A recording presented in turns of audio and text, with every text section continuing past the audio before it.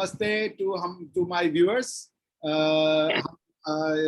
एक बार फिर आपके सामने हैं कर्नल द्विवेदी के साथ। कल कुछ टेक्निकल स्नैग्स आ गए थे, कुछ टेक्निकल प्रॉब्लम हो गई थी, तो हम सेशन को पूरा अपलोड नहीं कर पाए, पूरा रिकॉर्ड नहीं कर पाए। इसके लिए हम आपसे क्षमा चाहेंगे और कर्नल द्विवेदी को भी इसकी वजह से बहुत कष्ट हुआ, तो हम सर आपसे भी क्षमा चाहेंगे and thank you for your cooperation.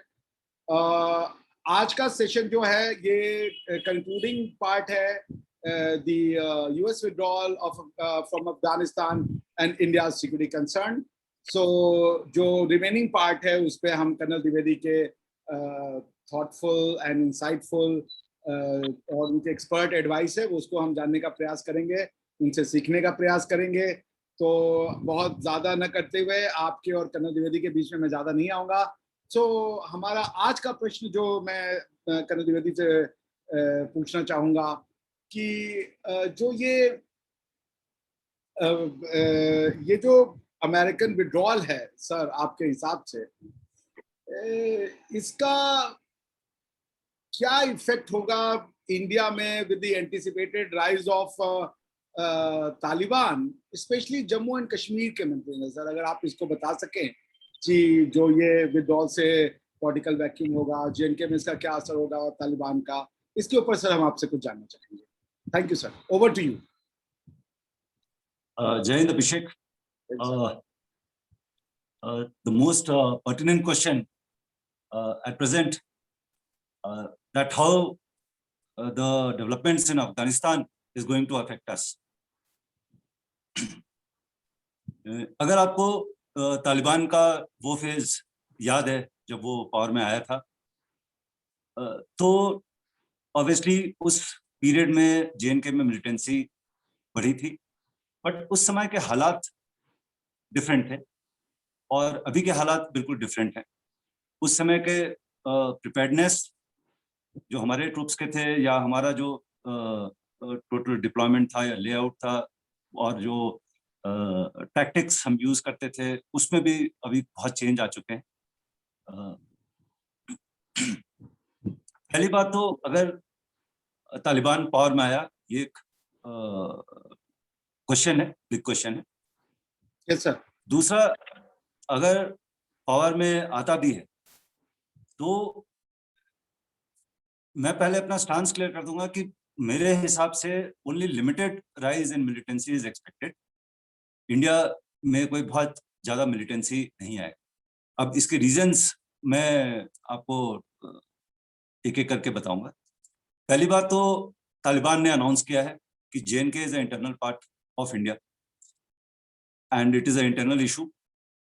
सो ये एक मार्क शिफ्ट है जो पहले पुराने स्टांस इनका था उससे। दूसरा, ये दूसरी तरफ ये भी है कि तालिबान की बात का भरोसा नहीं किया जा सकता, बिकॉज वो अपना स्टांस चेंज कर सकते हैं कभी, but for the present at least ये स्टांस है। दूसरा है आईएसआई सपोर्ट देता रहेगा तालिबान को, उनको इंस्टिगेट भी करेगा। अगर आपको याद होगा तो एलईटी और जेईएम को की ट्रेनिंग अफगानिस्तान में ही हुई थी। तो ये इस ट्रेनिंग के कारण और जो पाकिस्तान का इन्फ्लुएंस है तालिबान के ऊपर जो अभी तक दिखता है, उसके हिसाब से वो पक्का कोशिश करेंगे कि टेररिज्म जेएनके में बढ़े।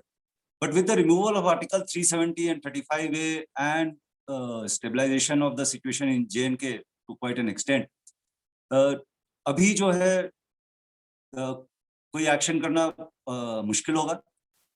अच्छा, तालिबान पावर में नहीं होने के बावजूद अभी और वो नए एक्शंस ले सकती थी। टेररिज्म अभी भी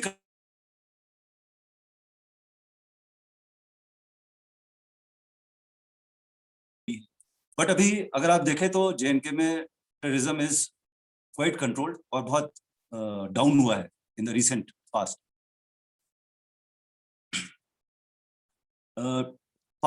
पाकिस्तान जो है वो अपने प्रोपेगेंडा मशीनरी को यूज करते हुए ऐसा दिखाने का कोशिश करेगा कि जेएनके में फिर से हालत खराब हो गई है or militancy is on the rise, but we can always counter it. Now, the China factor, China will be backing Pakistan directly or indirectly. They will be giving them some funds also, we assume. But how much of that fund will be utilized for Taliban, and then Taliban training some terrorist group, and then they coming and attacking in India, is very difficult. If you see Taliban का क्या है? It has always been a internal force. उनका हमेशा से मुद्दा रहा है कि हम अफगानिस्तान में पावर में आ जाए. Taliban has never been global. तो अगर इस फैक्टर को देखते हैं तो इंक्रीज इन इंसर्जेंसी और टेररिज्म के चांसेस बहुत कम.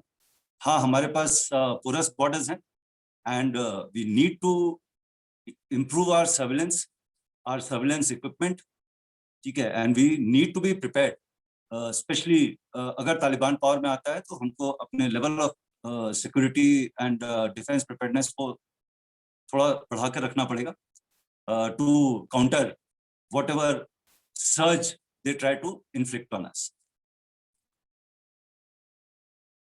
इसके अलावा अभी तक हमने एज इंडियन गवर्नमेंट तालिबान के साथ कोई भी टॉक्स नहीं किया है, ना हम उनसे कोई एसोसिएशन रख रहे हैं. But if you see the और you listen to the views of various diplomats and experts on the subject, they always advise कि the route the communication should be open. अगर हम कम्युनिकेट नहीं करेंगे तो उसका रिपरकशन बाद में बहुत बुरा हो सकता है अगर तालिबान पावर में है. हमने वहाँ पे बहुत डेवलपमेंट करी है, काफी फंड्स वहाँ उधर के लिए डाइवर्ट किया है, रेल डेवलप किया है, रोड डेवलप किए हैं, हॉस्पिटल्स डेवलप किए हैं, and many of these institutions are functional. और हमारे लोग वहाँ पर हैं जो वहाँ पे काम कर रहे हैं. तो अगर अचानक तालिबान पावर में आ जाता है तो it is something like a hostage situation, कि हमारा वहाँ पे कोई कॉन्टैक्ट नहीं है जो रूलिंग पावर है, और हमारे लोग एक डिफरेंट कंट्री में जाकर के वहाँ पे काम कर रहे हैं, एंड इट में be used against us. So communication खुला रखना चाहिए. हमारे कंट्री में कुछ लोग हैं जो कि बहुत स्ट्रॉन्ग व्यूज रखते हैं कि तालिबान से कोई कम्युनिकेशन नहीं रखना चाहिए, लेकिन कम्युनिकेशन नहीं रखने से because what has to happen, and if it happens, then the consequence of not having contact with Taliban will be very, very negative. इसके अलावा we can hope कि तालिबान ने अपनी पिछली गलतियों से कुछ सीखा होगा. So when they come to power, they will be looking for legitimacy. Now, जब वो पिछली बार पावर में आए थे तो उन्होंने लेजिटिमेसी को बिल्कुल पीछे छोड़ दिया था. लेकिन इस बार अगर आप देखें तो there has been various rounds of peace talks जिसका डिस्कशन में हमने पहले भी जिक्र किया था. तो 3 जगह पे सिक्योरिटी टॉक्स हुए, तालिबान के लीडर्स गए, उन्होंने पीस टॉक्स हुए, और उसके ऊपर उन्होंने कोशिश करी कि to arrive at some solution. So we can hope that they look for legitimacy, and legitimacy cannot come or go side by side with terrorism. तो अगर टेररिज्म को सपोर्ट होगा भी तो वो बहुत ही कोवर्ट तरीके से और बहुत लिमिटेड लेवल पर. Now, Pakistan will always try to spread terrorism in the name of Islam. वो हमेशा करता आ रहा है. उसने पहले वेस्ट एशिया के कंट्रीज को इन्फ्लुएंस करके उनसे मदद लेने की कोशिश की, कुछ हद तक उनको मदद मिली भी थी. बट अभी अगर आप प्रेजेंट स्टांस देखें तो यूएई ने बिल्कुल उनको कोल्ड शोल्डर दिया है, और यूएई ने ये भी बोला है Kashmir is an internal matter of India again. That's a very significant statement. Pakistan ये भी सोचता है कि वो तालिबान को ओन करता है, स्पेशली द पाक army and the ISI, which may not be so. The world is it is a opportunistic world. जिस दिन तालिबान पावर में आ गई और तो वो आईएसआई या पाकिस्तान आर्मी की कितनी सुनेगी वो कहना बहुत मुश्किल है, क्योंकि अगर पाकिस्तान कटोरा लेकर के और सारे कंट्रीज से पैसा मांगते घूम सकता है, तो वही काम तालिबान डायरेक्टली भी कर सकता है, जस्ट बाय शोइंग लेजिटिमेसी कि हम सही काम करें। तो then why they and they are not fools, there is a impression कि ये बिल्कुल प्रिमिटिव टाइप के लोग हैं। वो प्रिमिटिव होंगे या बहुत मॉडर्न नहीं होंगे, लेकिन they are not fools, they are very intelligent.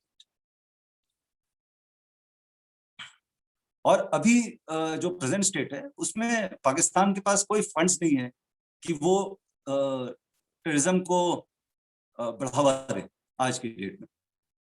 अगर उसको कोई फंड्स किसी कंट्री से मिलता है जिसके लिए वो फेमस है, doing the dirty job of other countries, taking money from them and then shifting of more than half the money to their within the country by their by people of prominence and importance, and बाकी जो वो पैसा है उसको वो use करता है, तो वो तो फंड्स मिलेगा, अगर मिलेगा तब की तब देखी जाए।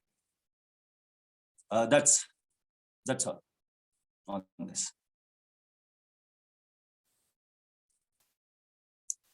I can't hear you. सही कहा आपने कर्नल द्विवेदी की, उनके फाइनेंस पे बहुत कुछ डिपेंड करेगा, और एफएटीएफ से ऑलरेडी वो परेशान चल रहे हैं। और अभी तो ये भी सूचना आ रही है कि कुलभूषण यादव के लिए उन्होंने सिविलियन कोर्ट में अपील का रास्ता खोल दिया है। तो आप सही कह रहे हैं, फर्क तो दिखेगा। कर्नल द्विवेदी, आपसे मैं ये जानना चाहूंगा कि यहाँ पे एक पॉइंट और मैं ऐड करना चाहूँगा। जी सर प्लीज सर। अगर आप देखें पाकिस्तान के अंदर अपनी पाकिस्तान के अंदर अपनी इंटरनल ट्रबल्स कितनी ज्यादा हो चुकी है। Baloch area is troubled, Sindh area is troubled, Pashtun area is troubled. पहले वो अपने आप को तो संभालें, फिर तो वो दूसरी तरफ देखेंगे। Yes, next question. जी, जिसे कहते हैं ना putting their house in the order, उनको जरूरत है। नहीं, वो बिल्कुल सही कहा। कर्नल द्विवेदी, अगर आप हम लोग को ये भी बताएं और हमें सिखाएं कि ये जो एक अफवाह सी है, या मैं कई कॉन्ट्राडिक्टरी मैंने समाचार पढ़े हैं और सुने हैं कि अमेरिका जो है उसने या तो पाकिस्तान में पोस्ट विड्रॉल ऑफ कोर्स वो बेसिस ले लिए हैं जो वो यूटिलाइज करेगा, या वो लेने के कागार पे है। तो चूंकि आप इस पे एक बहुत गहरी नजर रखते हैं और एक बहुत पैनी नजर रखते हैं इन विषयों पे, तो बताएं कि क्या है ये पूरा मामला जो अमेरिका का पाकिस्तान में बेसिस देने वाला है, वो ले चुके हैं, लेंगे, क्यों लेंगे, किस लिए? तो आप जरा इस पे रोशनी डालें colonel Dwivedi. Sir, floor is yours. Okay Abhishek, before I start off, I must acquaint everyone or remind everyone that 2001 में एक एग्रीमेंट हुई थी between president Musharraf and the US. वो उस समय हुई थी जब तालिबान के अफगानिस्तान के ऊपर अमेरिका ने अटैक करना था, और उस समय वही सेम स्टोरी पुश की, इधर यू आर विथ अस और you are not with us, और यू आर अगेंस्ट अस। सो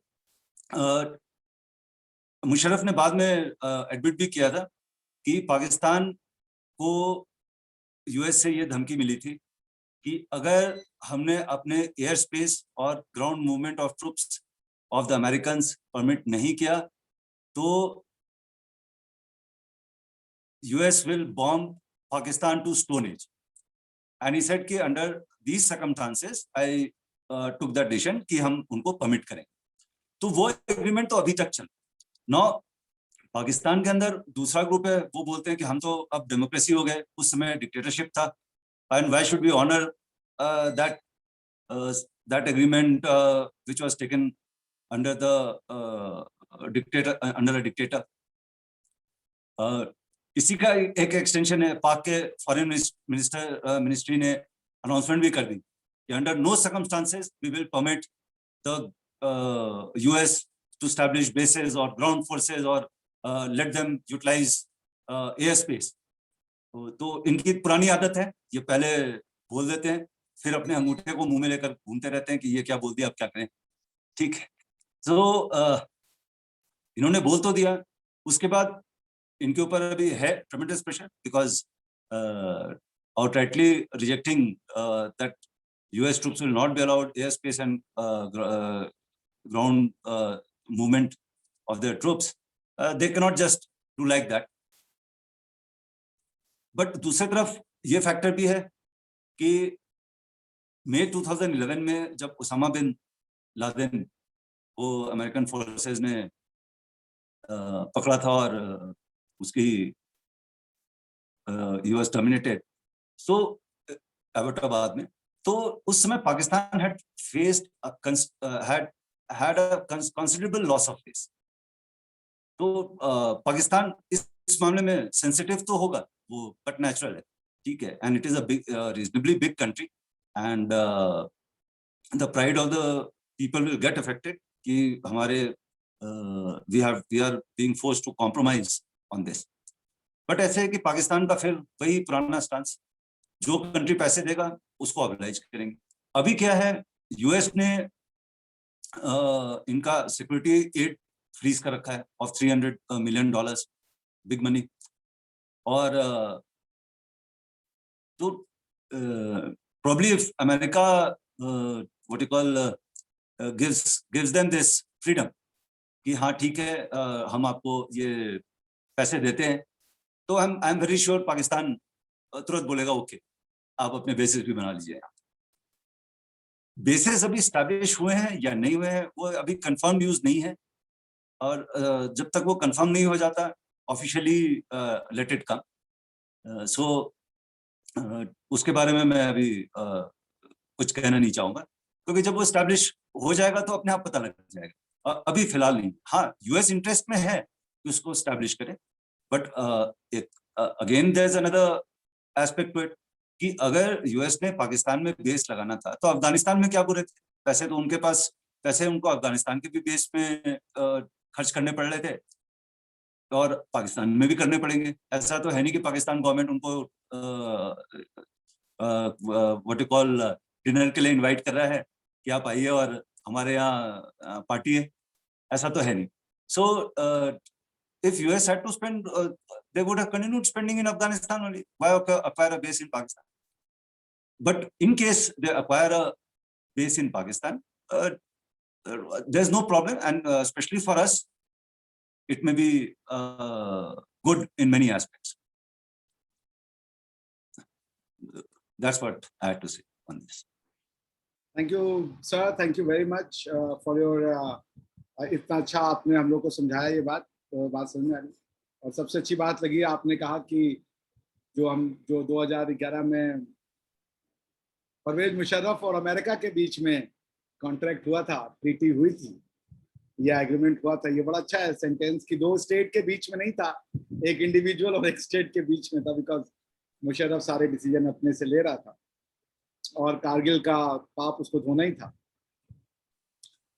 तो लेजिटिमेसी चाहिए थी मुशर्रफ जी को। खैर, थैंक यू सर। तो ये बड़ा अच्छा आपने समझाया हमें, इस पे हमारी क्लैरिटी भी आई है और हमने बहुत सीखा आपसे। अब हम ये जानना चाहेंगे सर कि अब अगर भारत को प्रोजेक्ट किया जा रहा है कि आज से आप, हालांकि आपने हमें पिछले टॉक में समझाया था कि अभी हम एक एक्सपीडिशनरी फोर्स नहीं है और हम अभी उतना हमारी कैपेबिलिटी को बढ़ाने की जरूरत है, व्हिच मेक्स सेंस, लेकिन फिर भी सर आपको क्या लगता है कि क्या भारत के लिए अब समय आ गया है कि वो एक अफगानिस्तान में जा करके should they send their boots on the ground, तो पॉलिटिकल स्टेबिलिटी को मेंटेन करने के लिए, या उनको अभी भी एक रिस्ट्रिक्टेड रोल प्ले करना चाहिए मिलिट्री के पॉइंट ऑफ व्यू से? सर आप समझाइए जरा इस बात को। Thanks sir. Abhishek, expeditionary forces, once upon a time it was considered a very big thing. ठीक है, हमने we are expeditionary forces, we have sent, we have influence all over the world. But आप देखिए expeditionary forces ने achieve क्या किया, Korea में क्या अचीव किया, वियतनाम में क्या अचीव किया, सोवियत रशिया ने अफगानिस्तान में क्या अचीव किया जिसकी हम बात कर रहे हैं, और यूएस ने अफगानिस्तान में क्या achieve, that is one way of looking at it. Second is की presently we are not expeditionary forces and हमारी we got our hands full with China, Pakistan and Bangladesh. Even for that matter जो example मैंने दिए थे उसमें India ने IPKF ने क्या अचीव किया इन श्रीलंका. हाँ, we had our own share of successes in that, but overall अगर आप देखें तो कोई बहुत मेजर अचीवमेंट नहीं थी. जिस इसी तरह से जितने भी बाकी फोर्सेस जो भी बाहर गए हैं वो एक बार उन्होंने विक्ट्री पा ली, and if you see those countries got disturb and a major loss was caused to them. But उसके बाद finally what happened? So I was saying कि हमारा our hands are full with China, Pakistan and Bangladesh. We've got such interesting and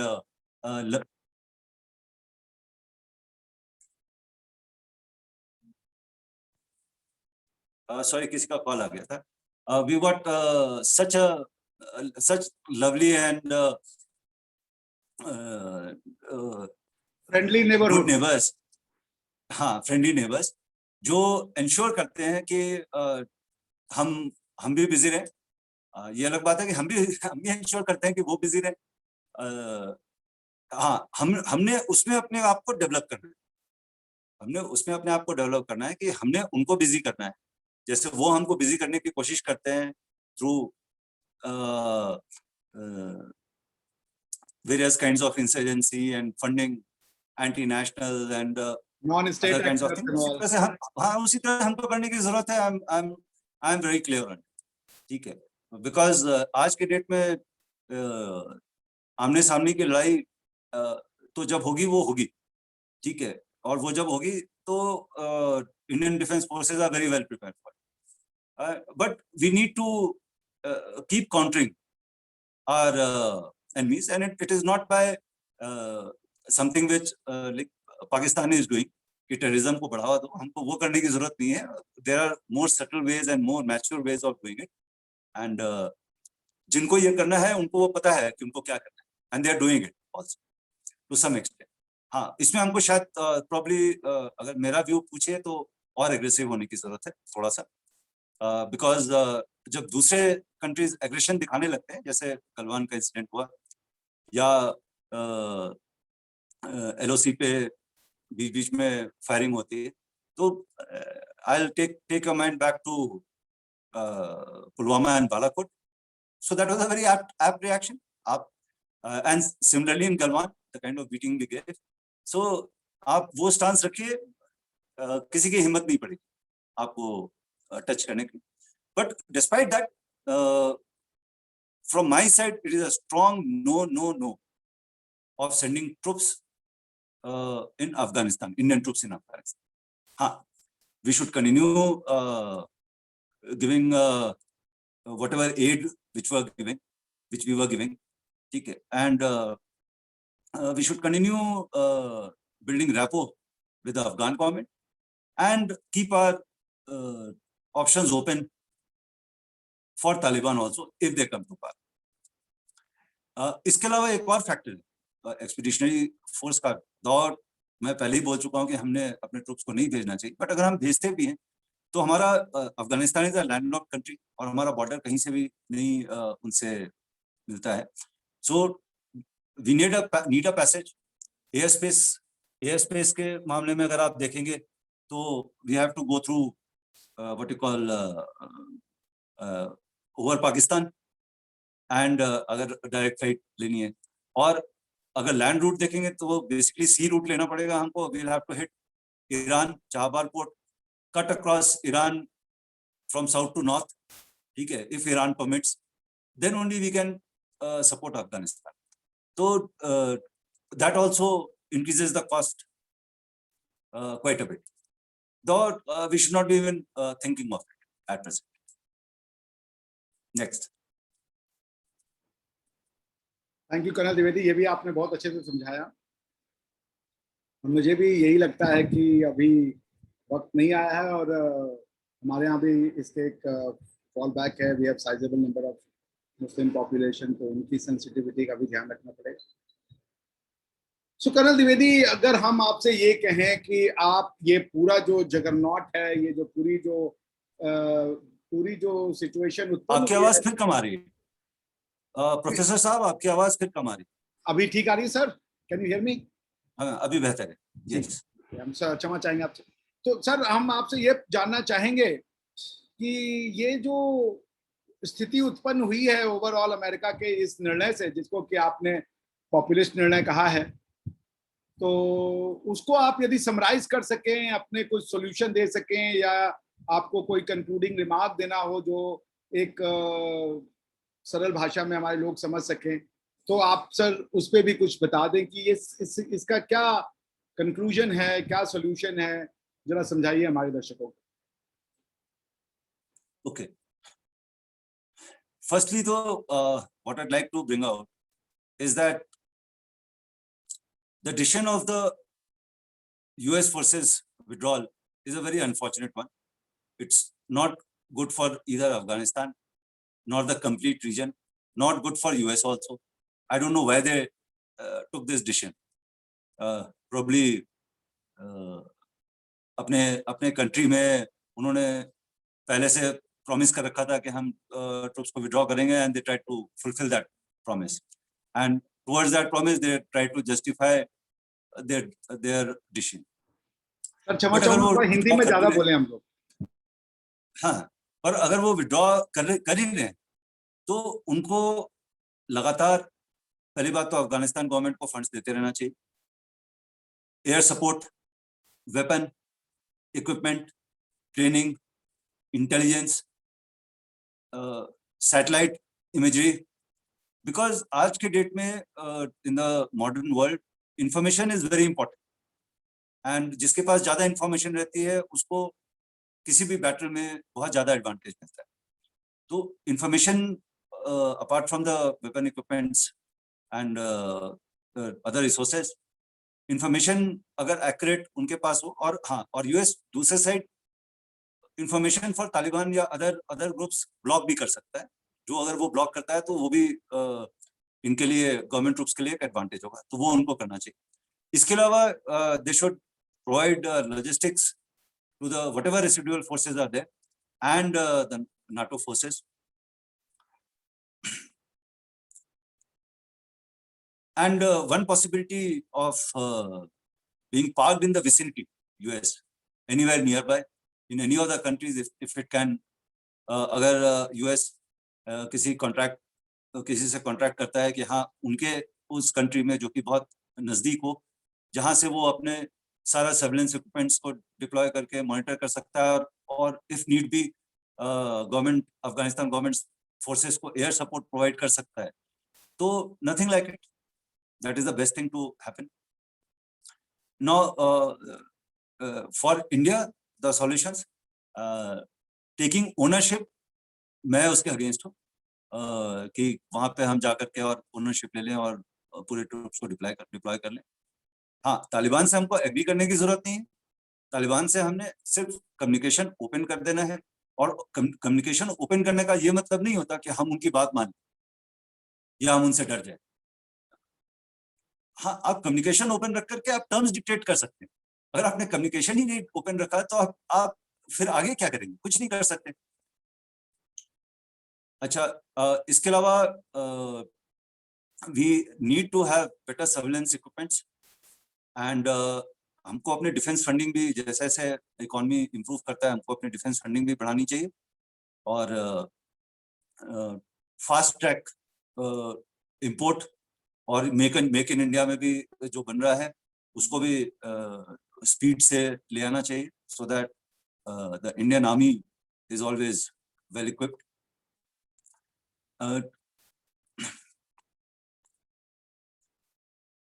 We should also, we got also intelligence agency, हमारी raw है, and we should track the movement of the terrorists, उनका क्या training हो रहा है, मतलब terrorism और terrorist groups पे पूरे नजर रखने की जरूरत है, और वो नजर रखने के लिए हमको एक्स्ट्रा एफर्ट करना पड़ेगा, उसके लिए प्रॉब्ली एक्स्ट्रा फंड्स भी स्पेंड होंगे, जिसको करने में बिल्कुल नहीं सोचना चाहिए, बिकॉज वो बहुत ज़रूरी है।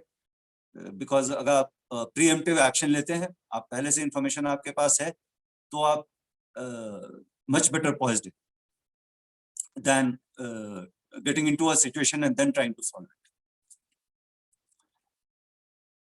हमको पाकिस्तान को प्रेशराइज करके रखना है अपने साइड से। पाकिस्तान के इंटरनल ट्रबल्स वैसे ही बहुत हैं, और ऊपर से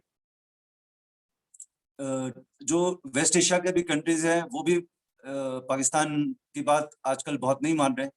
और अगर आप देखें तो एक नेक्सस सा बन रहा है आज की डेट में, Russia, China, Iran, Pakistan, Turkey.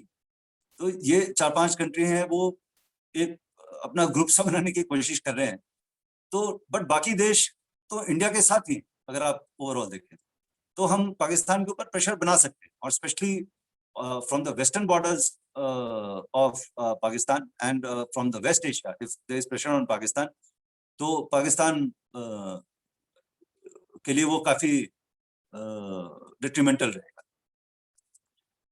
जो अफगानिस्तान में हम नेशन बिल्डिंग कर रहे थे, उस प्रोसेस को हमको चालू रखना चाहिए, और that way you win goodwill with the people of the country, and it is not only the people, there are so many others जो who will be there in position of importance। उनको भी पता है कि हाँ, भारत हमारे लिए काम कर रहा है, हमारे देश के डेवलपमेंट के लिए इन्होंने इतना काम किया है, तो somewhere in the long run it will help। And Afghanistan army के अफसर इंडिया में पहले ट्रेनिंग के लिए आते थे, और वो आते रहने चाहिए, and we should keep training, that will help us. So these are the few solutions. हाँ, अपने जो बॉर्डर्स हैं स्पेशली उस पे हमारी विजिल और टाइट हो जानी चाहिए, ठीक है। और वो करके JNK में हम अगर हमने इन्फिल्ट्रेशन रोक दिया, पाकिस्तान को प्रेशराइज कर दिया, तो हम ओवरऑल वैसे ही टेररिज्म को बहुत हद तक रोक सकेंगे। और टेररिज्म तो होगा, terrorism is such a thing which has when it comes into a country, or it is now worldwide। आप देखिए, यूरोप में भी हो रहा है, अमेरिका में भी हो रहा है, आप किसी भी कंट्री में चले जाइए, कहीं ना कहीं ये थोड़ा बहुत चलता ही रहेगा। अब वो किस लेवल पे हो रहा है उसको हमने देखना है। हमारे यहाँ तो बहुत बहुत हुआ, और अब हमने काफी कंट्रोल कर लिया है, तो it's a good situation as of now. We are very as a country, we are emerging as a very strong country, so let's hope for the best। That's it।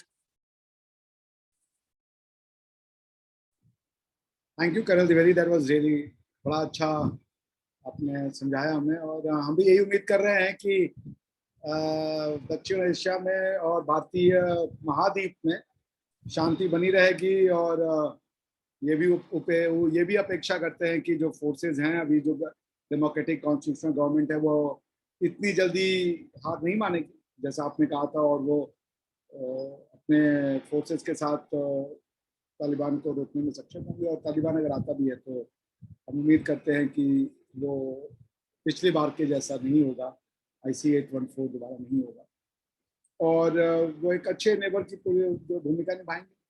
इसके साथ ही कर्नल द्विवेदी, हम आपका अपने दर्शकों की ओर से और मेरी तरफ से एक बार आभार व्यक्त करना चाहेंगे। We are really grateful to you that you have spare time from your busy schedule. I know how busy you are, तो उसके लिए हम आपका आभार व्यक्त करते हैं। लेकिन हम ये भी आपसे चाहेंगे कि आप हमें ऐसे ही वक्त वक्त पे समय देते रहें, और ऐसे ही हम कार्यक्रम आपके अपने चैनल पे लाते रहें और लोगों के ज्ञान में वर्धन करते रहें। तो इसी के साथ जय हिंद, जय भारत। जय हिंद प्रोफेसर साहब, thank you for inviting me in your show. Thank you sir.